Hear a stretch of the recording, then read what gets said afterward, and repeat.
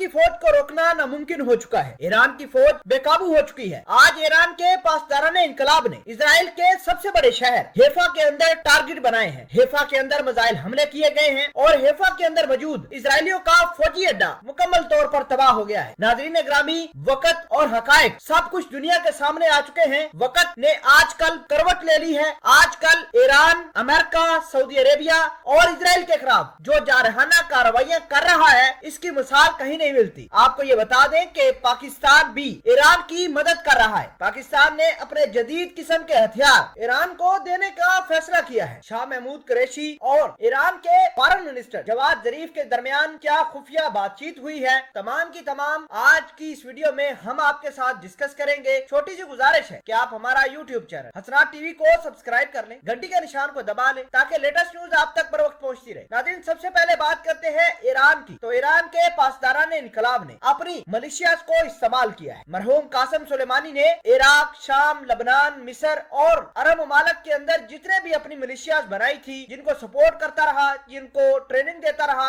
आज ईरान के पासदाराने इनकलाब उनको इस्तेमाल कर रहे हैं। हिजबुल्लाह को दोबारा इस्तेमाल किया है ईरान ने और लबनान के अंदर बैठकर इजराइल के हेफा शहर को टारगेट किया गया है। हेफा शहर के अंदर मौजूद इजरायली फौजी ठिकाने तबाह हुए हैं, फौजी अड्डे भी तबाह हुए हैं। इसके अलावा इनका एक डिपो इजरायलियों का बहुत सख्त नुकसान पहुंचा है उसको। आपको ये बता दें कि इजराइल भी एक फिराक के अंदर बैठा हुआ है कि कब उसको मौका मिले और लबनान के अंदर हिजबुल्लाह के ठिकाने तबाह कर दे। नाज़रीन ग्रामी, आपको ये बता दें कि आजकल इजराइल को जितना भी ज्यादा नुकसान हो रहा है, ये हिजबुल्लाह करवा रहा है और सऊदी अरेबिया को जो नुकसान हो रहा है, ये यमनी हौसीबागी करवा रहे हैं। तो आपको ये बता दें कि ईरान ये चाहता है कि हिजबुल्लाह ही इजराइल को लबनान के रास्ते घेर के रखे, इंगेज करके रखे। लेकिन आपको ये बता दें कि इजराइल ने कुछ अर्सा पहले हिजबुल्लाह के ठिकानों पर न्यूक्लियर अटैक किया था, जिसके नतीजे में 250 के करीब लोग जाँ बहक हुए थे और हिजबुल्लाह के जितने भी ठिकाने थे वो सारे के सारे तबाह बर्बाद हो गए। ये जो एटॉमिक वेपन उन्होंने इस्तेमाल किया था, ये लो यील्ड का इस्तेमाल किया था, मतलब उसकी कैपेसिटी बहुत ज्यादा कम थी। अगर ज्यादा बड़ी मिकदार में न्यूक्लियर वेपन इस्तेमाल किए जाएं तो पूरे के पूरे